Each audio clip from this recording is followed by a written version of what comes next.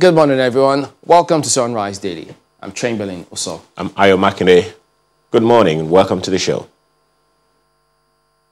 And from Abuja, good morning. I'm Maupe Ogun Yusuf. Well, yesterday, a lot of people saw the question and the probe of the panel, the House Committee on NDDC, asking questions of officials of NDDC, one of which is the acting MD, Professor Ponde, who unfortunately some medical situations, so he had to be evacuated. But eventually we got word that I think he's in stable condition now. But that did raise a lot of concern for several other people. So we decided to find out what could have transpired. So yes, it was while that went on after the episode, then he had to be taken out. I mean, clearly, they had to allow him go get some medical attention. But eventually, the House went on, they called for a 30-minute recess so they can regroup, allow things settle in a little further before eventually coming back, which they did and concluded that particular hearing. So that certainly is not, normally you'd think that, no, it's not what anyone would wish upon himself. But just to give us an understanding of what could have played out, because this kind of things, you don't see them coming, as it was. So Dr. Charles Sugwani, who is the Chief Consultant Neurosurgeon at the National Hospital in Abuja, will be joining us just to give us his medical view of what could have transpired at that point. Good morning, Dr. Charles. Thank you for joining us today on the program. Well, I haven't seen that. I'm sure you might have also seen it as well. What could have happened? What kind of medical situation is that? Yeah, Chamberlain, good morning. And good morning to the other members of the team there. Well, we can look at this from the medical perspective, although there are some other theories to it. But let's stick with medicals. What could have happened is that already we know from his background history that he's been ill for about 2 weeks. So he wasn't in the best state of health ab initio. And then we do not know the details of his medical background, but maybe he is hypertensive or he has diabetic, or he has some other underlying medical condition. But we do know that when we are subjected to stressful condition, the gentleman professor we saw yesterday was in a lot of stress.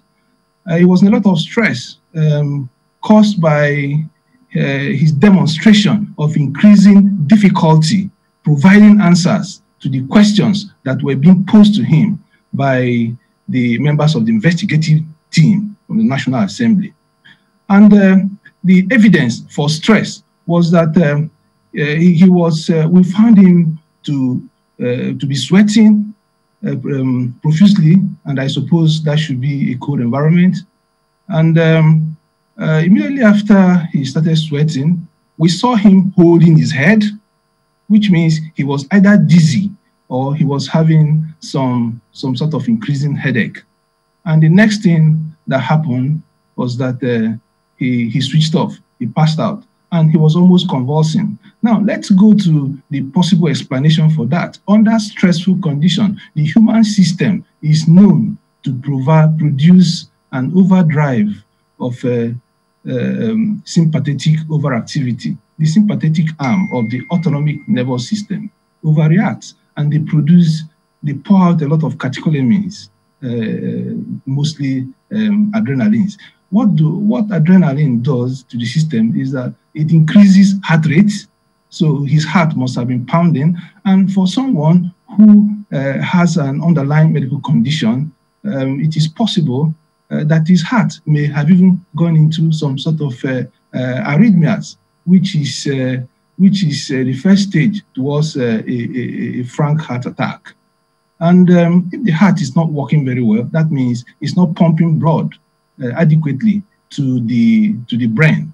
And if the brain is one organ that is absolutely dependent on a good supply of blood, oxygen, glucose, and when that happens, the brain activity will slow down, and that was when we saw him passing out. And now, for a brain that is insulted in that way, the next thing is that it will overreact, and that could predispose him to seizures. So, in summary, two events possibly happened to this gentleman yesterday. One, his heart was in trouble, definitely, and then the brain became involved, secondarily, due to insufficient flow of blood to his brain. Doctor, is it just one moment? If you could just add this to the conversation, many would wonder how that could have been, because he'd been answering questions smoothly for more than an hour before then, and then just about the time he was supposed to answer just a particular question, just as you also indicated earlier, then he began to be hold his head and faint and all of that. Is this something that could happen suddenly, or is something that had been building up, which he was trying to control? Yeah, absolutely. The body has an intrinsic mechanism to cushion stress. But when you push the body to the limits, like, this guy was extremely lucky yesterday. But for the fact that he was able to support himself because he was in a sitting position, you saw him leaning forward, he would have gone flat on the ground. He's an extremely lucky chap. So it's an event that is more of a cumulative event. But there are those who thought that, so he couldn't have been malingering, could he? No. To my mind, people might have different views, but this chap was in a lot of trouble yesterday. In fact, he was extremely lucky. He could have suffered an irreversible cardiac event. And if you permit me, I would like to talk briefly on the immediate response this chap received yesterday.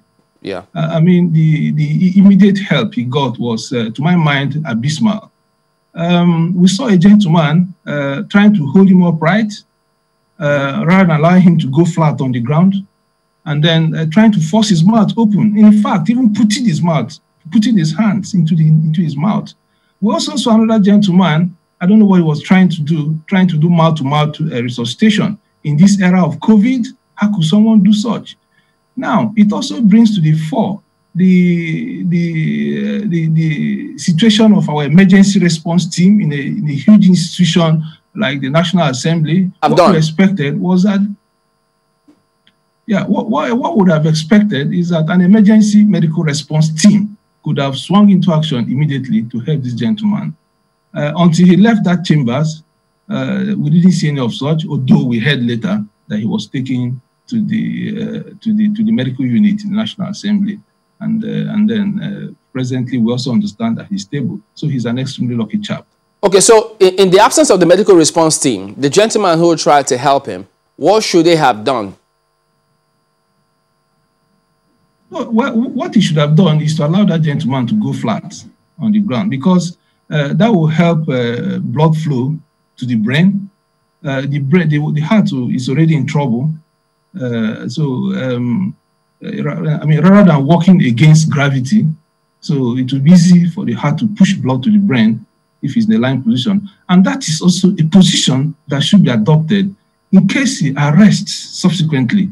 Then it is easy to start to commence a CPR, cardiopulmonary resuscitation, in line with established protocols. But then these are not procedures to be conducted by untrained people. No, it's absolutely unacceptable. We expected that the emergency medical response team detailed to the National Assembly will swing into action. Yeah, because this is a public place that people do gather all the time. We expected to see all right, Dr. Charles, defibrillators and equipment. Okay, we do appreciate your professional submissions this morning. Thank you very much indeed for that. So that's Dr. Charles Ogwai. Well, we'll come back to you and take a look at how the dailies are reflecting what transpired and beyond in a moment.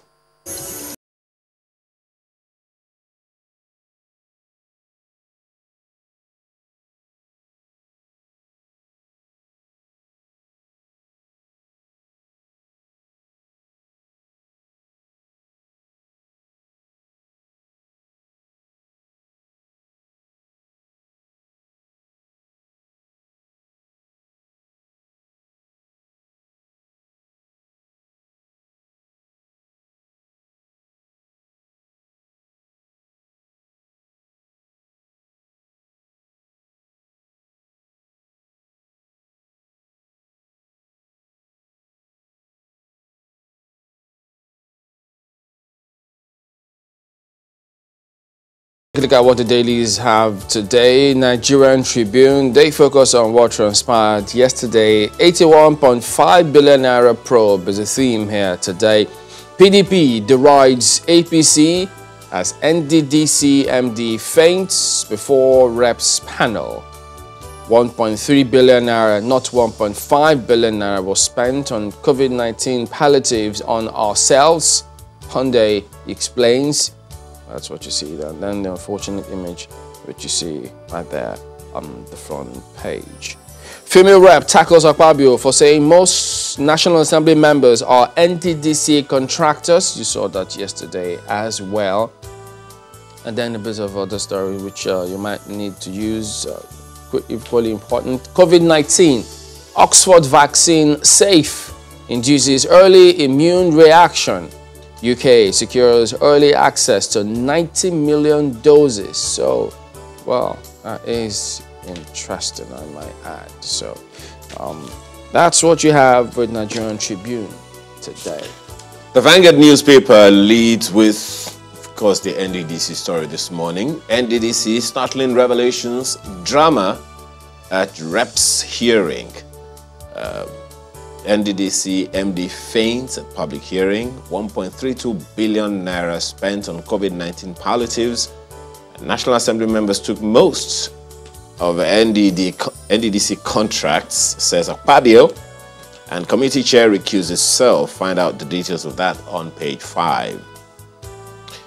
And right under that one, Lagos records 100 new infections as confirmed cases rise to 37,225. Find that story on page 10. Of course, you see the picture of the MDDCs, the acting MDDC MDs right there,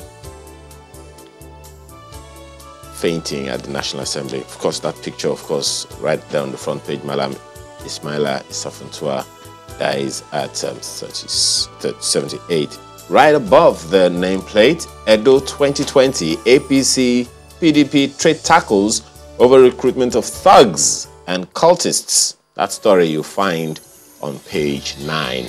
EFCC probe, how 2023 is cheering APC apart. Find out the details of that on page 7 of the paper this morning. Right below the paper, you find Mr. and Mrs. Seems that it's the one that we missed yesterday, so here it is. Mr. and Mrs. says, Mr. says, it's true that I said who pays the piper dictates the tune when I asked you to add more pepper to the jollof rice. Now that the pepper is too much, what are we going to do about it? And Mrs. answers, the piper has played your tune. You just have to face the music. Oh dear. Well, of course, you know the music of Pepe. Pepe Piper, huh? Oh, yeah. Vanguard Sports, Ballon d'Or 2020 asked for first time in 64 years. Wow. Well, this is one event that can't be held virtually, obviously. Some pictures right there on the back page of the Vanguard newspaper. Liverpool versus Chelsea. Salah prepares to lift Premier League trophy. The details of that you'll find on the inside pages. I'm not in Europe to listen to Champions League anthem, says Ndubuisi Egbo. What all of that's about, it's right there. It's a good anthem anyway. In the Vanguard newspaper this morning. Malpe. Well, you can hear it from anywhere.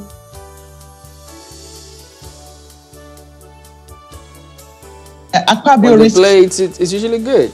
So. Oh.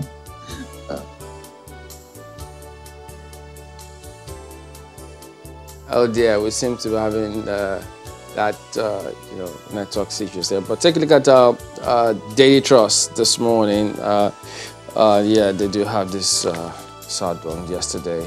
But look at the lead story first. Akpabio to lawmakers. Most NDDC contracts awarded to you. And then you see that Ismaila Isafuntua, Bari, Wada Maidan Mourn. So that's what you see right there. An end to insecurity in your hands, Bertai tells Nigerians. Wow. You might need to find out, okay, in what way? Pre-registered SIM cards era in Nigeria over. That's Pantami. So, there you go. That's Daily Trust this morning. Okay, let's go with the next one. Oh, yes, the Guardian newspaper leads with hope dims for national carrier 2 years after London launch. So many people are wondering what exactly is happening with Nigeria Air. Well, FG insists on Nigeria Air as project gets priority in 27 billion naira bailout fund. Pandemic forecloses credible investors and technical partners. Shareholders disagree on prospect and economic viability. That story continues from the front page on page 6.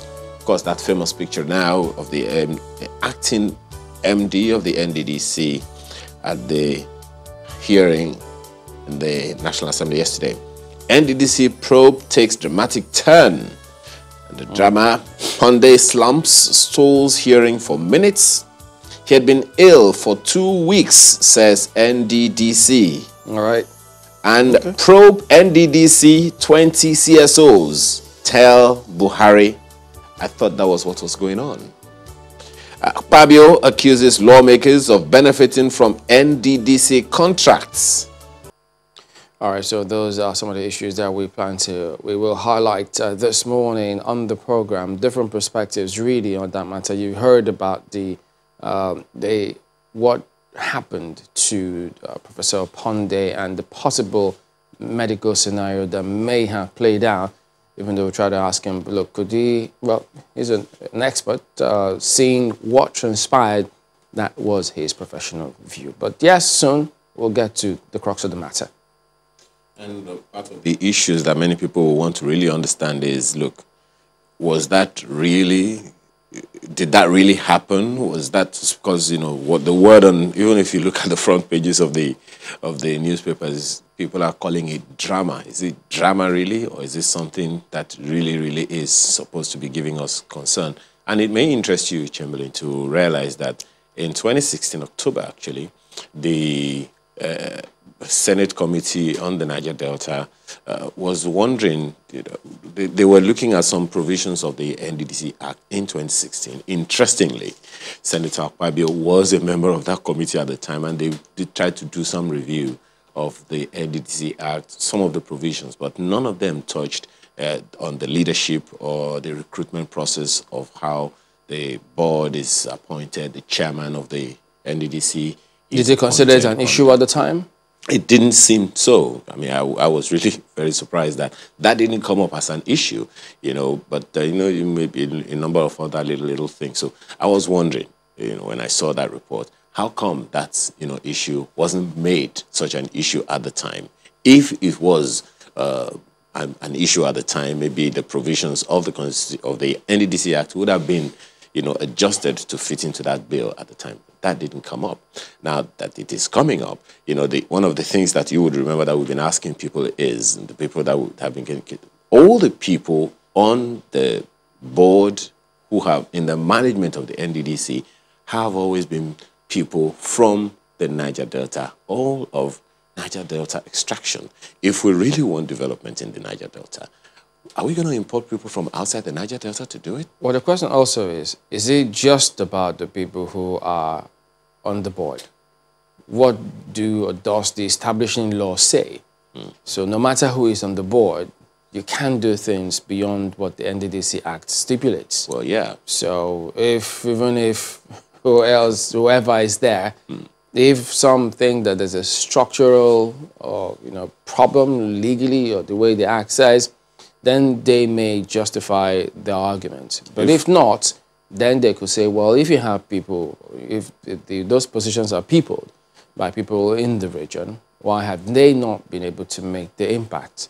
So those are all the issues, perhaps, that, look, it's an age-long challenge. Well, it's something that's been going on for a while. Yeah, but if you say, you know, we need to go stricto sensu with the provisions of the IMs, with the provisions of the NDDC Act, it may seem then that the NDDC Act is kind of on suspension right now because the IMC, the Interim Management Committee of the NDDC, isn't a provision of the NDDC Act. It's one of the things that even people, you know, the IYC and a number of other, you know, interest groups are saying about the whole thing. So if that is playing out now, the question then is that one, is the NDDC Act in full effect, or is it on suspension now until this whole forensic audit is concluded? And talking about the forensic audit, it would seem like, you know, is it really going on, or is it hush-hush? Who are the people that are behind it? You know, how deliberate is it? How promising is it to deal with the issues that we are going through in the Niger Delta? As Senator Akpabio revealed, a significant amount of money comes from the Niger Delta, and we need to develop that Niger Delta region because this conversation has been on for decades, Chamberlain. And I remember, you know, so many people have lost their lives as a result of all of the injustice, if we can use that word, in the Niger Delta. Ken Saro readily comes to mind. All he was asking for was just for the environment of the people to be better.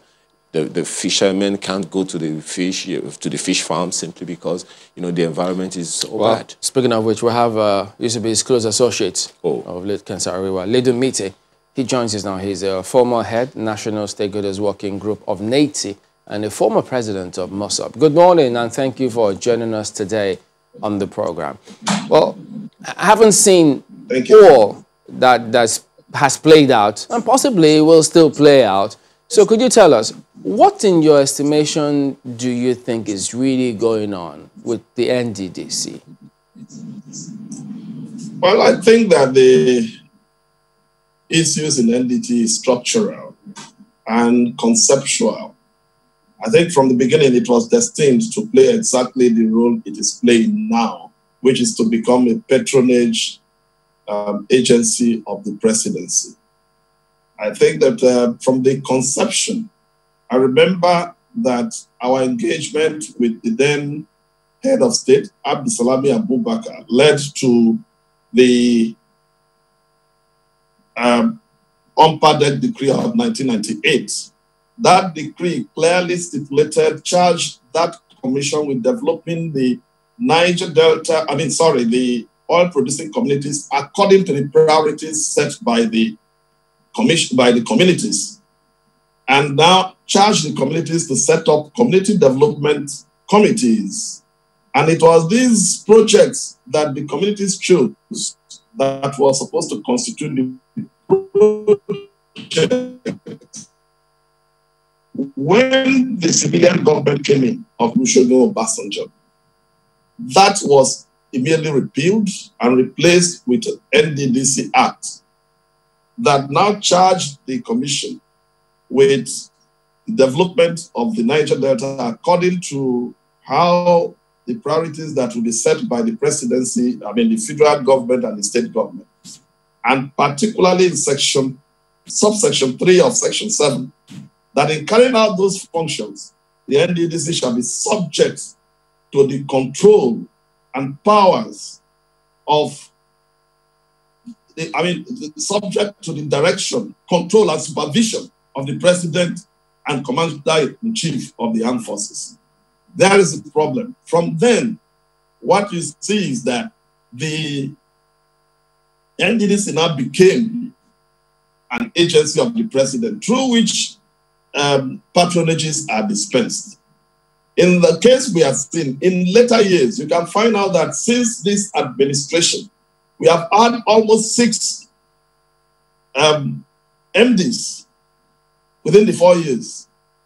And there have been that penchant. Why is it that it's preferable to go outside the provisions of the law, to do things outside the law?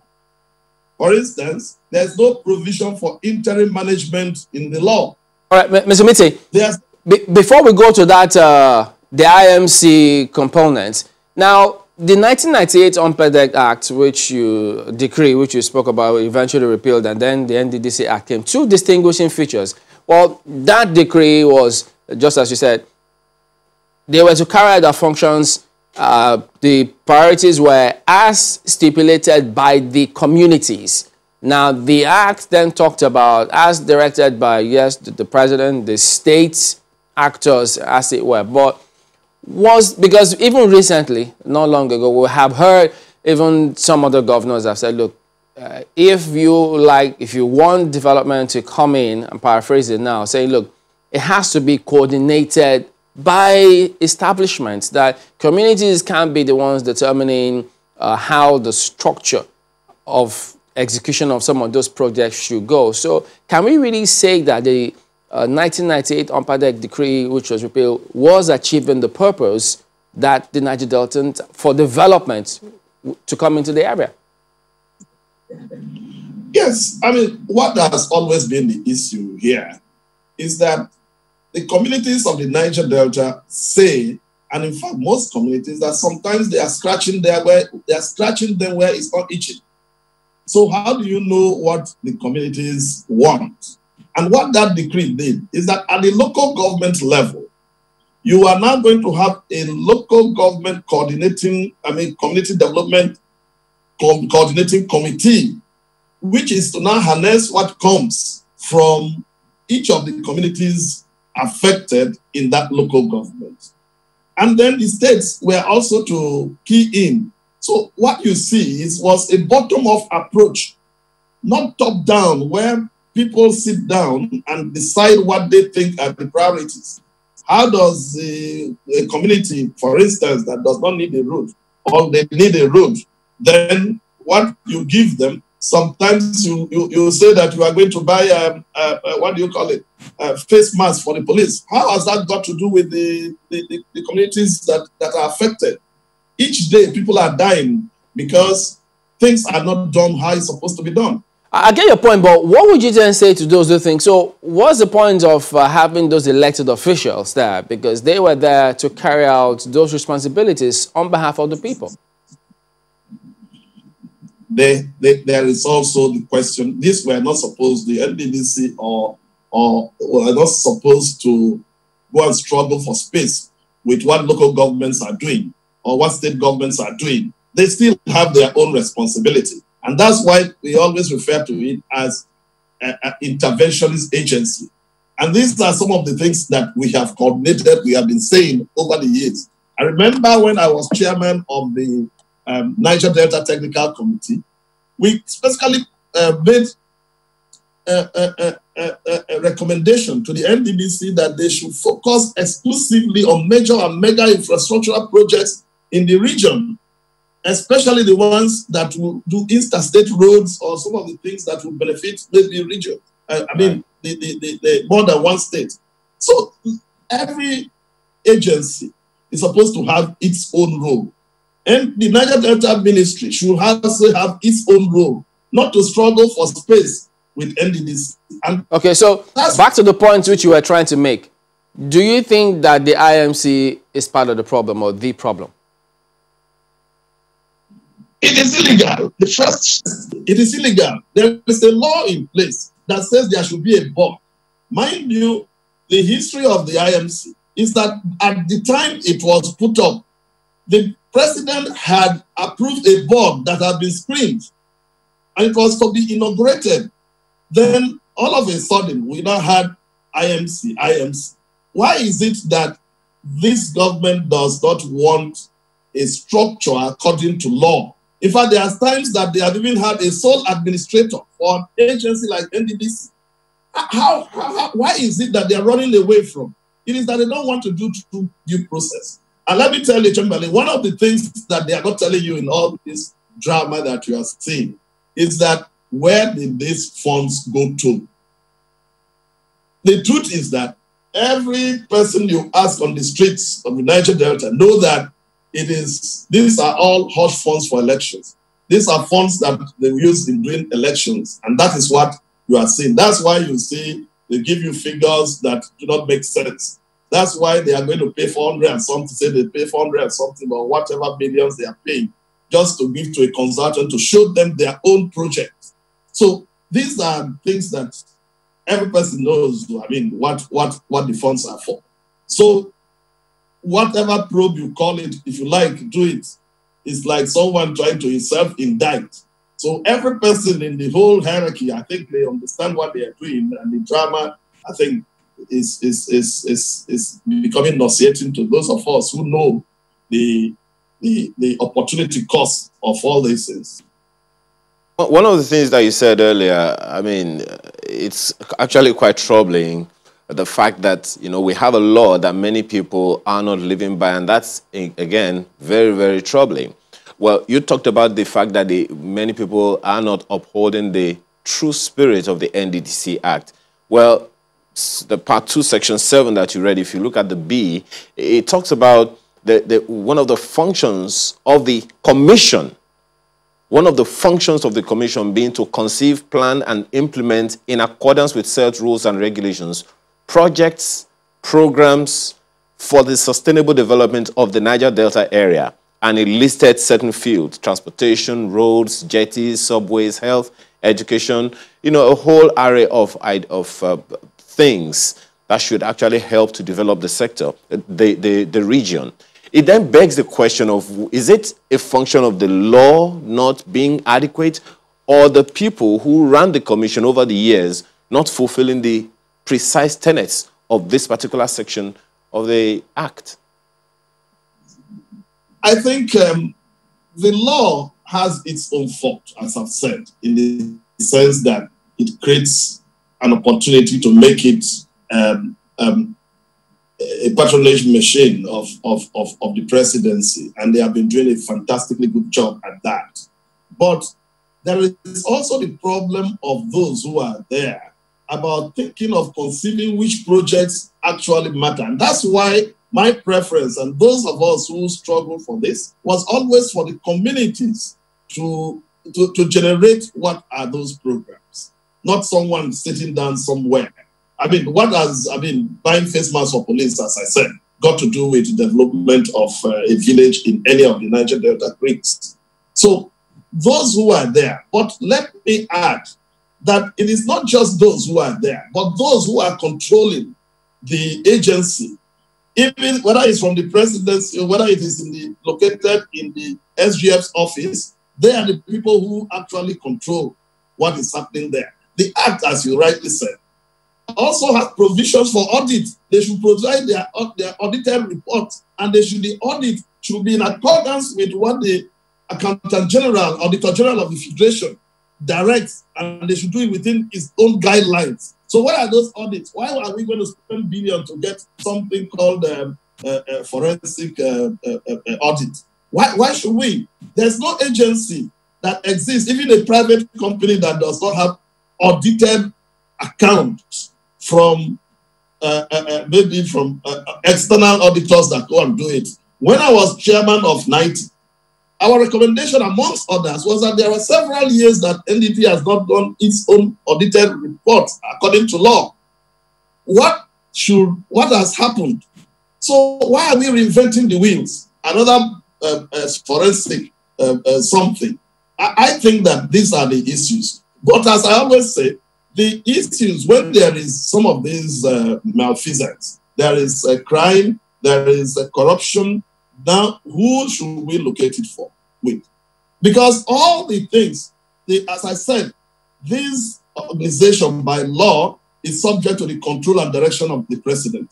And he is also the person who is in charge of those mechanisms to check corruption. The police, the EFCC, the ICPC, and all that is also at the top.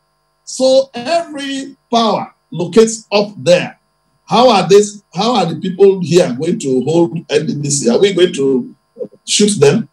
So it is that someone where the buck stops is not doing his job. And the confusion, as I said, came from when you do not want to go according to law.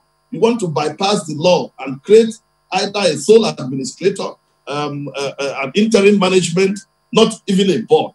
And that's where the problem is, and we should not play around it. That's exactly where the problem is. Can we exonerate indigenes of the region who have occupied key positions in the NDDC from blame? There's no question of exoneration. If you commit a crime, you can be the main party that have done it, or you are a party to those who have done it. So if you sit down, if you are the conduit through which all these things happen, there's no question of that. But what I'm saying is that if you are the person responsible for checking the things, what have you done?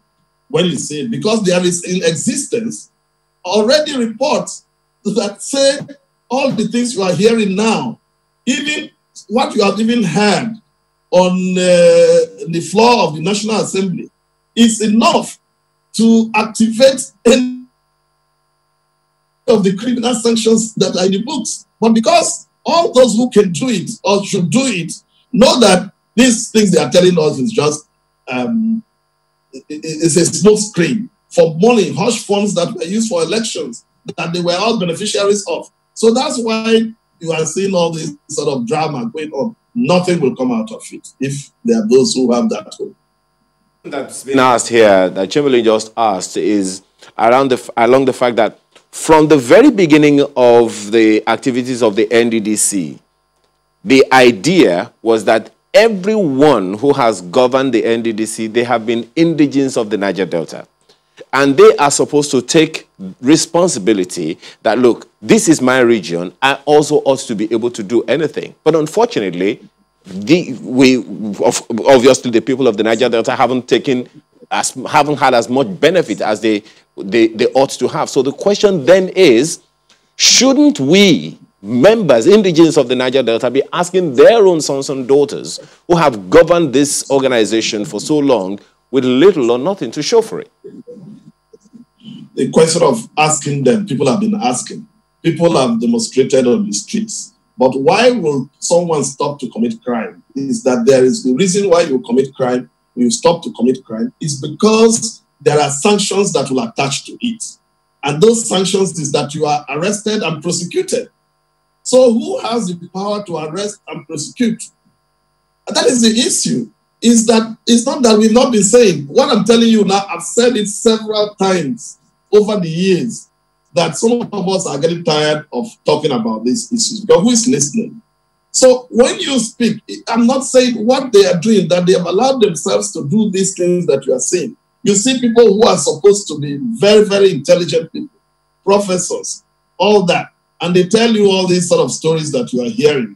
Even small children will say, are these people serious? And as I said, it is the opportunity cost that pains me, because each day, people are not just fainting, people are dying because they do not have good water to drink in the communities. And that is the money that people will say they use to take care of themselves.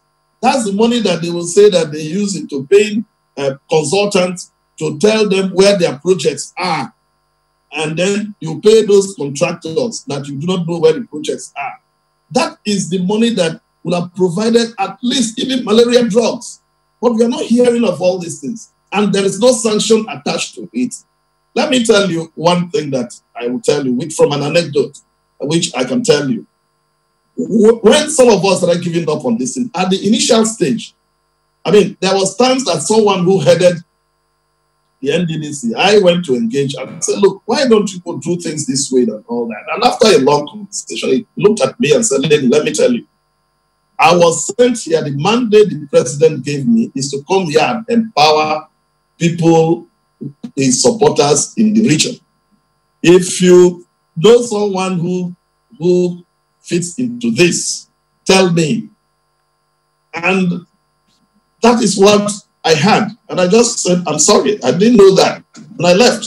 It was then that I knew that all the marching orders that they always get from Abuja is basically what you are seeing happening now. And as we wind down, tell us then, what would you like to see change such that they can achieve its purpose? First, the National Assembly, instead of wasting time in all this, they should just amend the law and make it that bottom-up approach. That is what their work is primarily to do.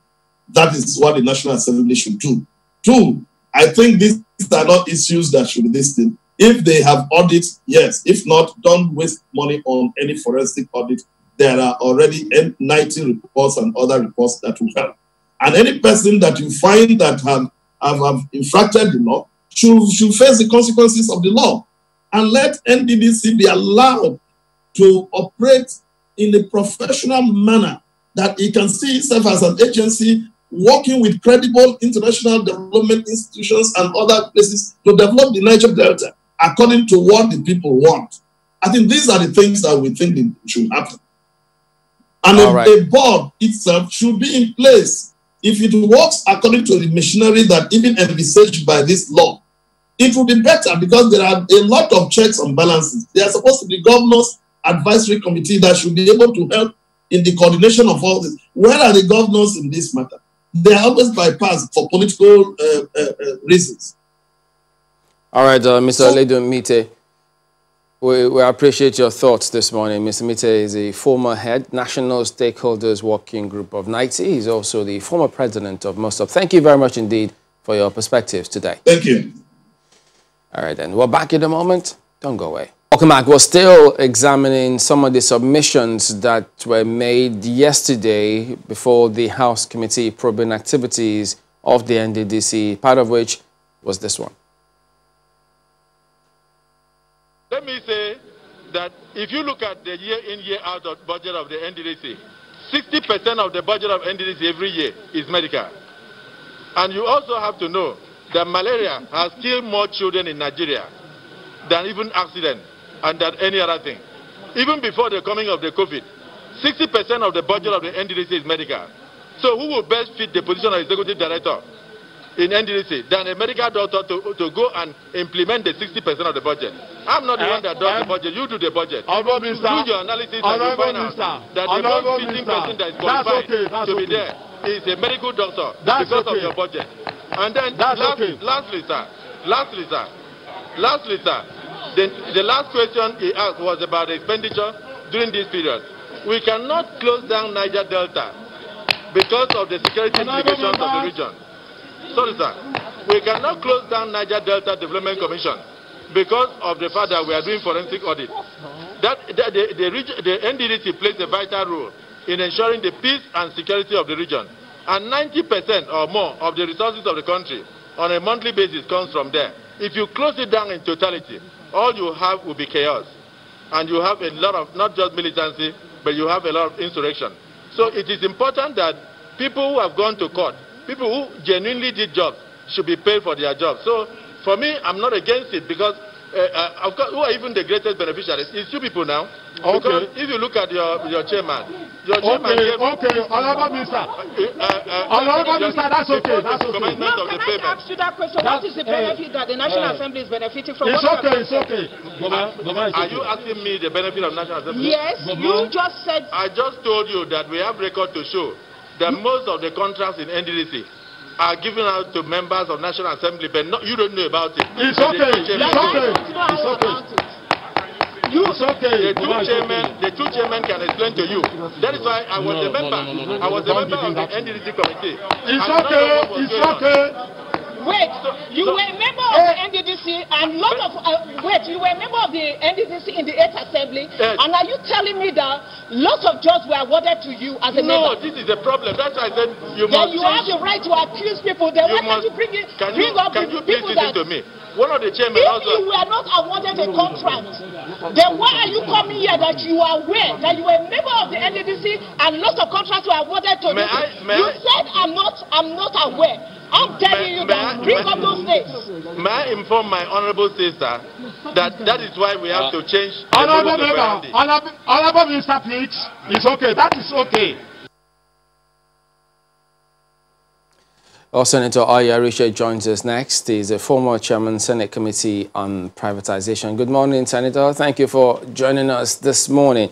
Well, having heard that part of the submission, that part of the probe yesterday, to say the least, Nigerians are miffed at all of these things. They just wonder, what in the world is the essence of this probe? If the National Assembly is getting 60% of these resources and contracts going to them, so does that mean that they're probing this, as some may think, because what? They want more of it?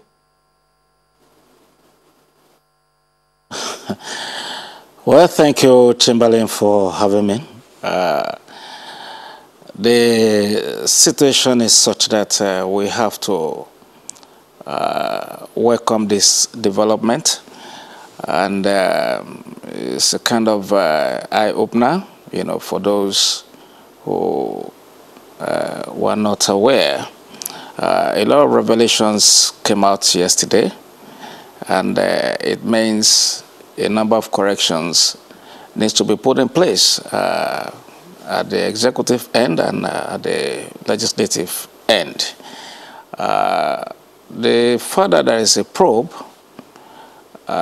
yes, there's a lot of outcry about what is going on in at the NDDC, and as such, Nigerians or even the legislators could not sit back without querying and asking questions and finding possible solutions. And I think a probe of this nature would tend to maybe, hopefully, get things working better.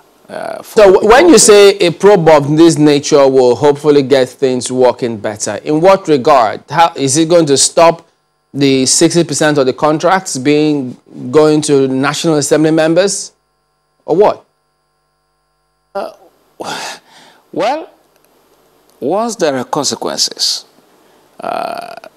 every situation that is not or that shouldn't be the norm, if we have consequences for actions that are not in tune with the tenets of our democracy, and particularly when it comes to issues of corruption, once people are apprehended and they pay for such, I believe those coming thereafter would sit up a little bit.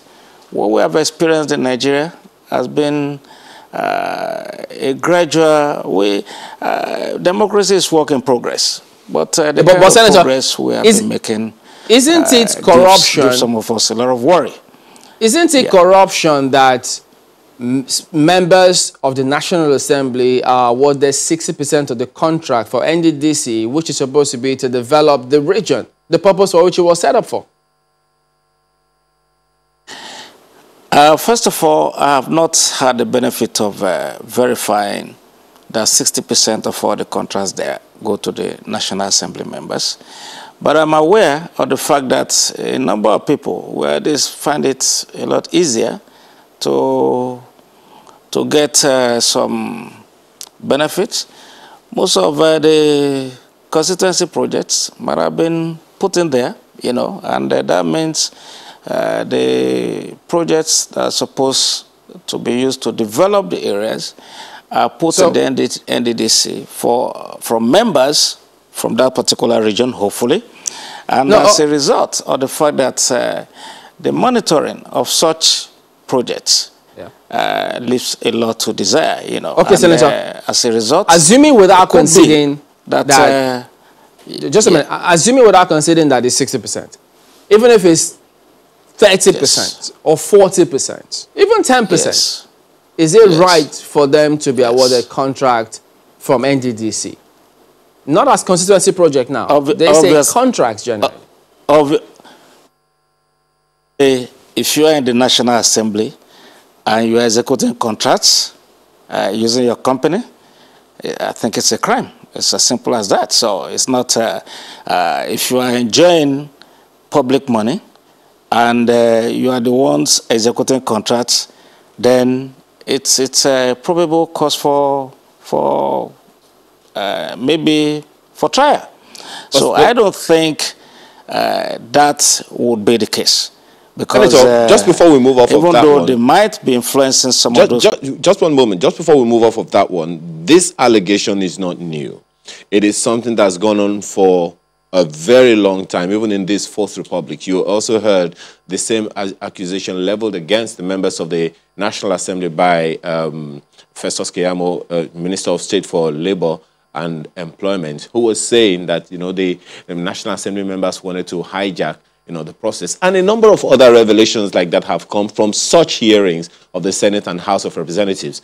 Yet, no one has been brought to book. No one has stepped down. No one has been probed as a result of all of these allegations. And you say it's a crime. Does that mean that, you know, there is nothing anybody can do about it, not even the National Assembly that has been accused? Well, you see, accusation and bringing out facts are two different issues. With this type of allegation, the next thing is we have agencies, we have the ICPC, we have the FCC. They need to move in and verify these facts because contracts have been done over the years. So if it is proven that 60% or whatever percentage has been awarded to the National Assembly members, then such members should be brought to book. It's as simple as ABC because it's an illegality. Whichever way we look at it. Just one moment. If somebody's... Senator, yes. Is there a rule in the National Assembly, whether in the Senate of the House or the House of Representatives, or should there be such a rule, that whenever anyone accuses any member of the National Assembly of any wrongdoing, of using his position to amass anything to himself, is there a rule that such a person should be probed by any committee of the House or Senate? Well, there is no immunity for any National Assembly member. And as a result, it's the laws that operate within the, that governs everybody living in the country, that governs them in terms of issues of corruption. Apart from the fact that whatever you say on the floor, you cannot be indicted because of that, you cannot be sued because of that. But whatever you do that borders on corruption or any criminal activity, there is no immunity. So it's left to people to probe, and there is no law within the National Assembly that says, of course, if such a report is brought on, you do have a committee that would examine allegations of that nature. But it's not exclusive to the National Assembly. If there is proven fact that somebody, even the criminality of it is not the fact that somebody has gotten a contract. The fact that the jobs have not been done to touch the lives of the people in that region, in spite of all the money that has been going there. And that is the one that actually, you know, Brothers One, that is a collective resource, and we're trying to say that, okay, Niger Delta, this is where resources are coming from. Look after these people. Every effort has been made to ensure that the people of the place get sufficient funding for development of that region. You are making a point, Senator, about... There is really... Yes. You're making a point about why no one will be brought to book. Is that right? Why will no one be brought to book? No. Somebody needs to pay for his or her crime. So, and the way things have been going in the past, this public probe should come up and we should have consequences. Anyone that is found wanting, either for contract splitting or for illegal acquisition of contracts without due process. And of course, due process means that you should follow the guidelines from BPP in terms of procurement procedure. We know people are not really respecting that anymore. Things, like I said, our progress in this democracy is nothing to write home about. It's like things are getting from bad to worse in terms of how people obey simple rules. What we saw on the floor, and they do not, yes. What we saw at that time when I think Honorable Boma was asking the minister of, those questions, we saw the deputy chairman trying to just calm the whole thing. It appeared as though he didn't want a lot more bean to be spilled, as it were. If you were still on in the Senate serving, wouldn't your colleagues have prevailed on you not to be making this kind of statement? In other words, would you be making this kind of statement if you were still serving? Well, don't forget that I was there for 4 years. And everybody went to the Senate. One way or the other, your name is still your name. So if this had been the practice, and I have gone to collect contracts, you know, with my constituency money, people can come out and say it loud and clear. So some of us, I mean, when you look at the situation that is going on, there are a lot of people of integrity in the Senate, but issues like this, they call to question, you know, and it's even giving, it gives people worry. And when you go out there, oh, you're a senator, so yes, people look at you sometimes with concern. They wonder whether you have just acquired all you've been able to make through corruption. And with this kind of revelation, we need to question ourselves and begin to say, is this really true? Because the fact is, it's not everybody that is engaged in this kind of practices. Did you receive any? Did you receive any contract when you were a senator? So when you were serving? I did not receive any contract when I was serving. I did not even know the contractor. I merely put my own constituency project in the river basin. And they did their work. I did not know any contractor. I did not introduce any contractor. Was it paid for by the NDDC? The same now. NDDC, well, I knew the person who was in charge, but I didn't receive any contract. And I didn't ask for any. I hear you on that point. I'm asking, was it paid for by the NDDC? The project that was done by you, by the person on your behalf or for your constituency? The projects that I put in my constituency, I put them in the river basin for 3 years, you know, and as you just have a slip. What do you want to do for your area? Then you list it, and the thing is awarded by the agencies. Now things they are no longer the same from what we're hearing now. I get that point.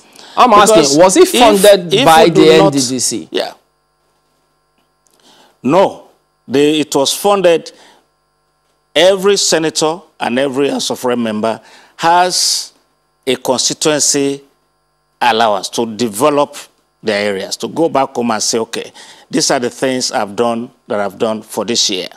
And it is that I suspect that many people have been putting their money in the NDDC. And if that is what they did, they might have had some influence in those who will do the work, which obviously is wrong. The executive is supposed to implement these things. There's nothing wrong in allocating constituency allowance to the National Assembly members. But how the contract is executed, that is what is bringing all these allegations and counter-allegations. So these are areas that the leadership of the National Assembly should look at and ensure that the name of that institution is protected and guided. With this kind of, everybody will believe that every senator or every National Assembly member or rep is engaged in this. So I saw a woman that was a little bit agitated on, during that interview.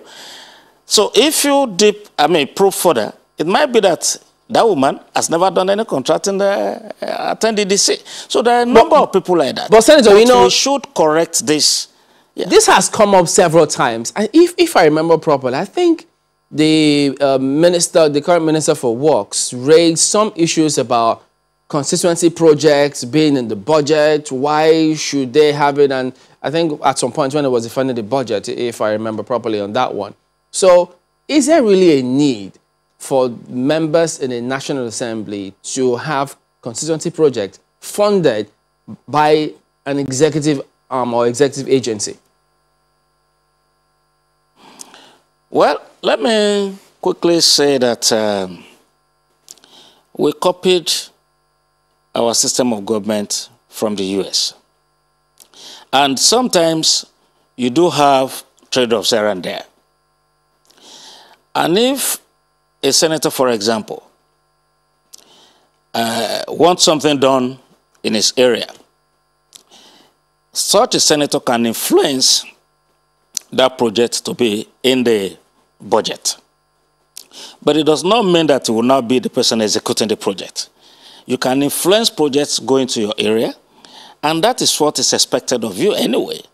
And if you're able to do that, your people, they might have the tendency to say, okay, he has done very well, he deserves to go back. Now, that will be on the basis of the kind of touch you have had on your people in terms of development, in terms of infrastructure, not in terms of how much money you made into your own personal pocket. And nobody is quarreling with that, and nobody should quarrel with that. But the issue of who now executes the job is where all this crisis, is coming from. And that is why if we do not define the role of everyone according to our constitution, the executive is the executive, the legislature is there to make laws and of course influence development for their own areas. So I don't think people are really pissed if you just influence development for your area. That is what people are in politics to do. It is, but when you now start being the executive arm, it becomes a problem. Just one moment, Senator. There's something you said earlier about public procurement. You said that it seems like no one is living by that anymore. No one is following the due process of public procurement anymore. Could you please expatiate on that? Again, if the Public Procurement Act is adhered to, there will be no reason for anybody to accuse a National Assembly member of getting contracts or executing contracts because they are not trained in that area. You are not, if you are the National Assembly, even if you are a civil engineer and you want to be constructing buildings, then you don't have any business being the National Assembly. It is for the businessman. That is how society can develop. You allow people that are skillful to do the job that they are trained to do. Just one moment, Senator. So if no one is living by the tenets of the Public Procurement Act, who is supposed to enforce it? Well, again, one cannot say that no one is living by that tenet. Everyday person looks out for advertisement.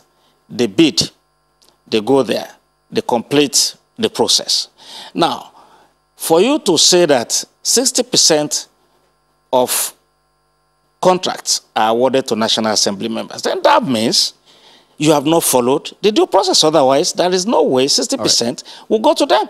If you have followed the due process, you would follow an advert, you will quote, and not necessarily the lowest bidder, but the most responsive lowest bidder will get the job. And it cannot be that it's only the National Assembly members that are the lowest bidder in every instance. So that is why a torch must be flashed on these areas, these gray areas where we have problems. If we're able to follow up on these laws that we have put in place. Okay, as we wind down now, from what you heard of that probe, the questioning, the response, was it really an offense in terms of the budgetary spending and allocations, as they were asking? Well, before the MD slumped, unfortunately, the question of whether he has spent money before a new budget was in place, I think that by itself would not constitute a crime unless he has spent more than 50% of the anticipated budget. Because government is a continuum. When a budget expires, then everything should not stop. And that is why there is an allowance that you can spend up to 50% of the previous year's budget to continue to sustain and run the office. So if that were to be the case, I would say, yes, ordinarily there is no crime committed along those lines, if that were the case. But if you have now spent 100% of the previous year's budget before an approved budget is put in place, then there is really a problem. Because quite a number of people the procurement, the Budgeting Act or appropriation has been breached. Okay, quite a number of people have said nothing will come out of this probe. In In fact, they even stretch it by saying even the forensic audits, that nothing will come out of it because they've seen how this thing is going on. Do you think they have a point? Well, I can assure you that under this government, some things will come out of it. And if all we're able to get is to ensure that we strengthen our institutions and ensure that things are done more properly, then it will be progress for Nigerians. It is not only when somebody is thrown in jail that the country benefits, but there must be punishment for wrongful acts, and that way others would desist from it. But if nothing is done, then why nothing is done must be exposed to Nigerians and say these are the reasons X, Y, Z. So, okay, Senator, we appreciate your thoughts this morning, Senator Ayarishe, former chairman, Senate Committee on Privatization. We will be back in a moment. We'll still look at some legal provisions of this and more when we return. Stay with us. Welcome back. We're still keeping focus on what transpired yesterday and perhaps what is expected to be done. Haven't seen what we saw yesterday, in case you saw it and saw some of it in the news today. We've got Mr. Yusuf Ali, Senior Advocate of Nigeria, joining us to weigh in on this matter as well. Good morning. Thank you for joining us today on the program. Well, from what you've seen, I mean, there are different references, perspectives, some of the points of law. Give us your impression of what you've seen about this probe so far. Well, I think that let me first of all commend the National Assembly for this oversight exercise. This is the way it should be with public institutions and oversight from the legislature. The oversight function of the legislature is actually to ensure that public funds are properly and judiciously used on government projects. But having said that, it's looking more and more like an exposé that is very symptomatic of the problems we have with our public institutions in the country. I think that while of course, I'm hardly shocked about some of these disclosures anymore. One has been around for some time, and we've heard and we've seen a lot of things, the way Nigerians conduct affairs in public institutions. But it's very disheartening if all these facts turn out to be true. The funds that were set aside to better the lives of the ordinary person is just being frittered and squandered the way you are being told. I want to actually pray that it is not totally true. But from what is unfolding, it's like a saga whose end is not in sight. And this be described as the law failing us. It is we failing the law every time. Nigerians fail the law. We fail processes. We fail procedures. The problem is not about our law, is that we don't have people of character occupying very important positions in the government space or spaces. So it's not about our law. No, nothing with the laws. It is our willpower to be able to execute the law the way the laws are. So most of our problems is not about the laws or the rules. We have enough of laws and rules. The lack of character is what is missing in our climate. Right. So given the provisions of the law, all the laws, you are saying essentially that we shouldn't have gotten to this point at all. And, well, then there is the NDDC Act, and of course someone has spoken to that earlier on. Now, this is where we are at this point. What provisions of the law do you think could have addressed this without necessarily coming this far? For example, there is no surfeit of laws in our country, for example, on how to deal with public contracts. You have the Procurement Act, You have other rules and regulations that bind the way contracts should be done.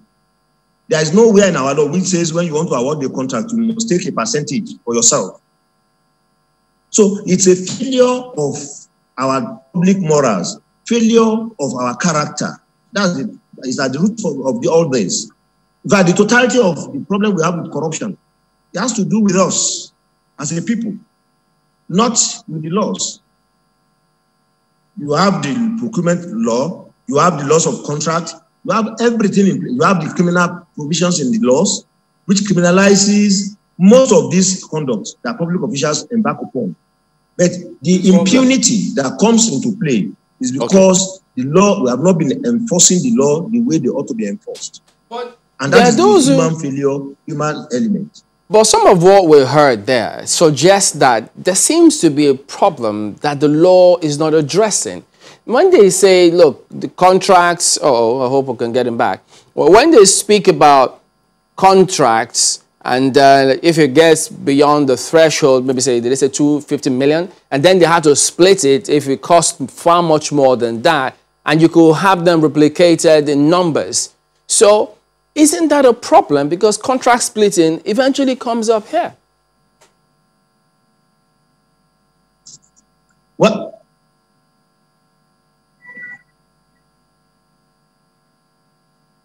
now I'm happy that you said that there are rules that guide that forbids splitting of contract.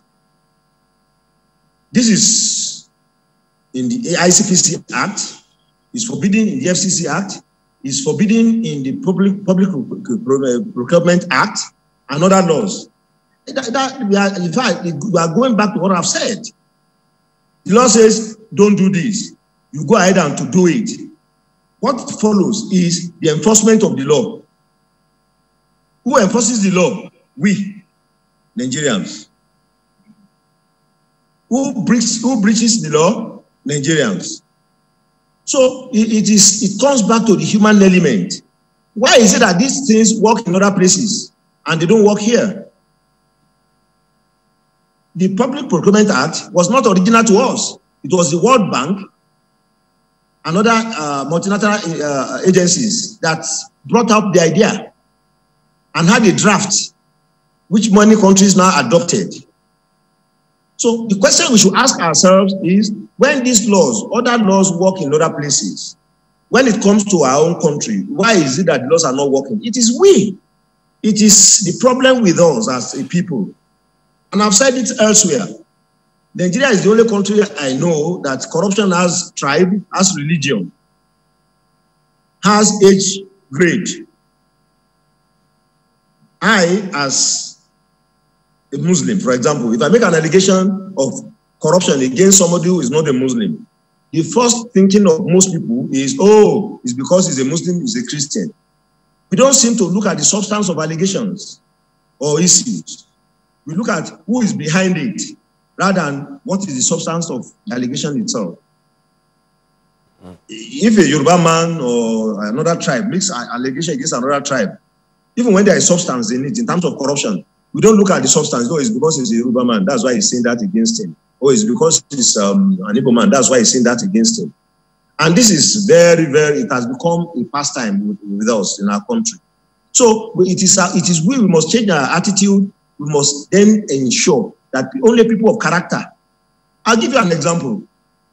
When we were having issues with INEC way back, and then there was Justice Uwe's Commission of Inquiry, which came out with certain prescriptions.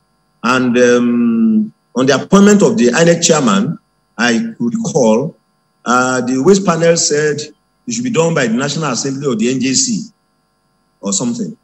And when I was asked, my reaction was simple. I said, come, the people who will be appointing either in the executive or the judiciary, are they not Nigerians? If they are Nigerians, the issue is not with the appointer.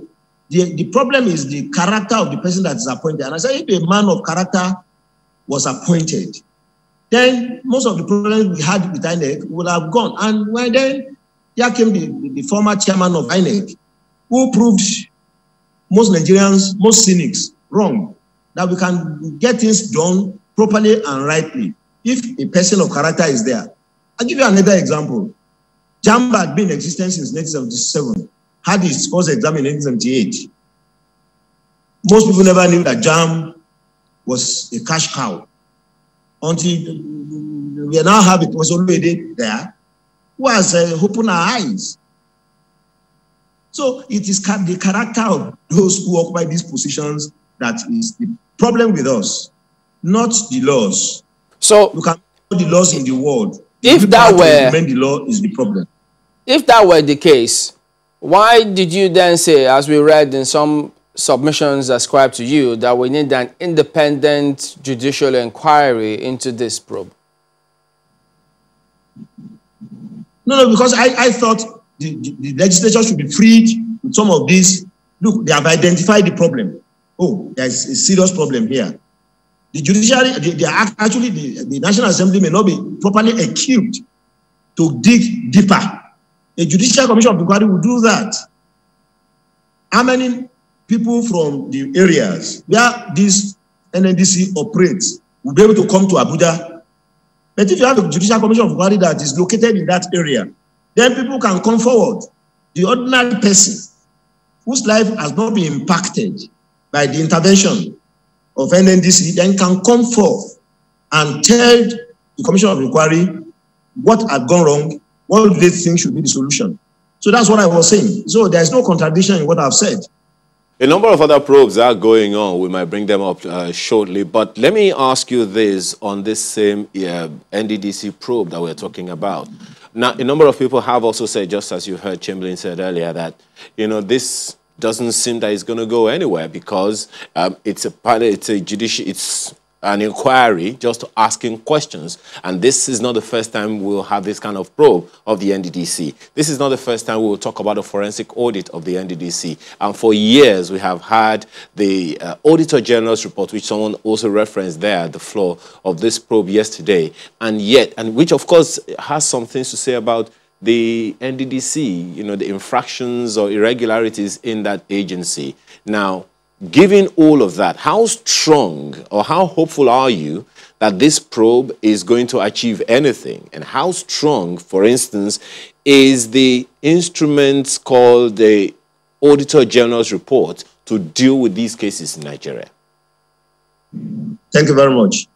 You see, the Auditor General's report is like any audit is supposed to highlight and bring out infractions against rules and laws that guide an organization. So once that is done, then the next step follows. Identification of the infractions by another body, and then looking at how do you find solutions to the infractions. If individuals have committed crime along the line from the auditor's report, then how do you make the person accountable? I do agree that we have had quite a number of probes, commissions of inquiries in our country. And the question is, what happened to the former ones? But it also goes back to the point I made. The willpower, the political willpower to see to the end of all these infractions and problems that we've been having. I'll give you an example. In 2000, during the time of President Obasanjo, some cultists killed some students at Ife, University of Ife, OAU. And a commission of inquiry was set up. I was a member of that commission of inquiry. Mr. Rieku, I remember, was a member of the commission of inquiry. Late Justice Okoitam, former CJ of Cross Rivers, he was not CJ at that time, in 2000, was the chairman. The point I wanted to make was that when we started sitting, Professor Okonkwo, the renowned criminal law expert, was a member. The same thing with Mrs. Professor Mrs. Jadishola Akande of blessed memory, was a member. I remember that when we did our work to a certain level, we then decided that we should do an interim report to the president on our findings and our suggestions. And we did the interim report to President Obasanjo. And in fairness to him, within 2 weeks of the interim report, they started to implement some of the suggestions we made in the interim report on how to address the issue of cultism. Part of our report was what generated and gave birth to the innovation of having PPP hostel accommodations in the universities. Because we found that as more and more students were living off campuses, it was promoting cultism. And that the best way to go, like it used to be when we were in the universities, was to have most of the students live on the campuses. Because once you live on the campus, the university authorities will have access to the hostels to come and check what you are doing there. But if you live off campus, you can't go to some people's private places to go and be searching, like we can do on the hostels on the campuses. So what I'm trying to say is that within a few weeks of the interim report, we started seeing the implementation of part of the recommendations. And that's how it should be. So me, I've not lost hope that if you have the willpower to push, once you set up a commission of inquiry, you must see to the end. And I think that is the important thing.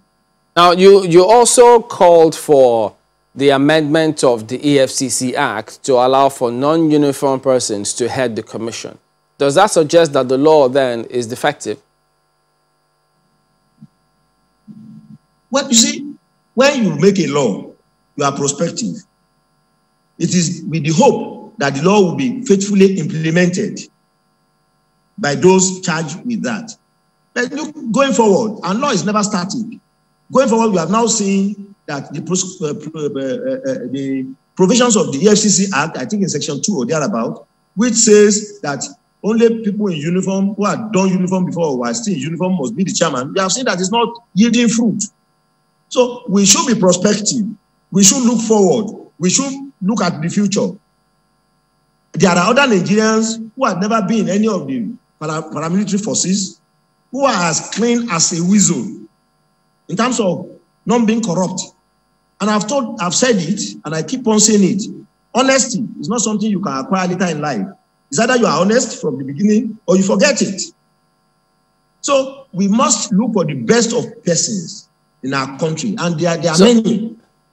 That suggests that the uniform people who have headed it have not been honest. Well, I've not said that, but I've said the system is not working. It's apparent to all of us. The body was set up to fight the problem of money laundering and corruption. Anybody who lives in this country will know that we are not out of the wood at all on these issues. So why can't we move forward and then look at how we can look at the law and do something about it? There is no perfect law anywhere, I must let you know, and that's why there is provision for amendment. So talking about law being not perfect, no, we don't have a perfect law because it's human. But as you go on, you practice the law, you use the law for some time, you see defects, then you move, amend. Oh, for instance, just one moment. You will know, for instance, that every chairman of the EFCC has been removed for one reason or another. In fact, many people say that, you know, Nuhu Ribadu, for instance, was a very efficient person. He was an honest man and all of that. Yet, you know, that happened to him and a series of others that have come and gone. So is it a problem of who heads it or the processes, you know, that they have to go through? Because some people would say it is not the problem with the headship, it is the problem of corruption. Very strong institution fighting back. Let me say this to you. I'm sorry. You see, you have to look at performance indices on certain parameters. You can't just be talking about some of these things in absolute terms. How serious was the issue of corruption before EFCC came? How serious is the problem of corruption today? So we have to put these things in perspective. What has changed in the way we do our businesses, for example? So without providing data and statistics, we can't be talking in absolute terms. Look, are you suggesting then that anyone who comes in now, are you suggesting that that person will be insulated, the person will not be movable, the person will be able to perform and not be removed? Why not? Look, there is no permanent position anywhere in the world. No matter how well you perform, you must have a tenure. Otherwise, you are going to create a Frankenstein. So you must have a tenure. Even no matter how well you are doing, even you as a human being, that's why our laws always put time limit on how long you can be in a position. Because absolute power corrupts absolutely. I think the main problem with some of these security anti-corruption agencies is they have not been able to win themselves away from giving undue regard to their appointers, and which comes back to the issue of strong institutions. I've said it elsewhere. Nigeria has strong men, but our institutions are very, very weak. Which, people who occupy most of the positions in our country dance to the tune of those who appointed them, which shouldn't be. Nigeria should be the focus of every person who occupies any Nigerian position. All right, then. That's a good place to let it go. We do thank you for your thoughts this morning, Mr. Yusuf Ali, Senior Advocate of Nigeria. Thank you very much. All right, we're back to take a look at your comments and what do you think? What have you said about all of these things? When we return, wait for it. Welcome back. Let's take a look at your comment, what you think of all of this making the rounds. Well, this one is from Ado Elia at Rich Ado. Which way Nigeria? Forensic audit report of NNPC during Jonathan era was stillbirth. Now, NDDC on the same path. Let's bury the toga of nepotism and allow credible Nigerian to pilot the affairs of NDDC like any other government agency. This one is from Henry. It says, if 50% of the NDDC budget is for medical projects, can the forensic audit be extended to include how the medical projects, not just COVID-19 palliatives, were executed? Can it also conduct impact assessments of the medical interventions on the lives of citizens? Awesome.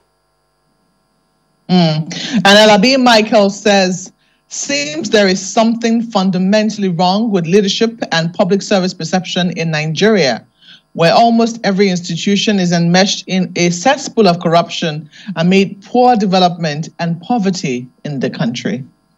Well, Felix Akman says the NDDC probe clearly reveals that we need a death sentence bill to boost the fight against corruption in all ramifications. Let's imagine for a moment, how many people will faint if such bill is passed into law? This is from Dr. I.K. Pem says, the institution, structures, and culture in NDDC need drastic changes. That's that one.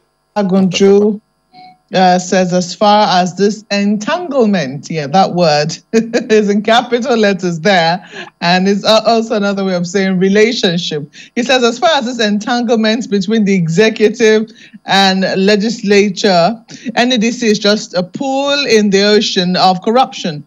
No corruption is possible without connivance of the civil service. However, the NDDC probe is just set up to control the situation and not to prosecute. That's what he believes. Well, Acho Omodu says the NDDC under Akpabio supervision is the worst in history. Akpabio, Ponde, and Dujugbo should be sacked and prosecuted. They failed. The region funds released to the NDDC for development under Akpabio supervision ended up in private pockets. Well, investigation is still ongoing. It's not. They've not concluded on any of those things as of yet. So, well, it just so happens, points to the things that are happening that people are saying. There's an email. Yes, just one, 2 lines or 3. How come Chief Cairo Ojugbo, who is a medical doctor, just stood and watched? That's from Ngozi. I remember Mr. Akpabio saying that, well, in terms of him heading an engineering position as well, medical contract. Okay. we will see your emails. We will see your email. So thank you all for those comments, and yeah, we'll be here again tomorrow. I'm Chamberlain. So I'm Ayo Makide. Have a wonderful day, and please do not forget, do stay safe. Indeed, do stay safe. And I think that Ngozi's question is indeed a very important one. Let's see what answer we'll get to that.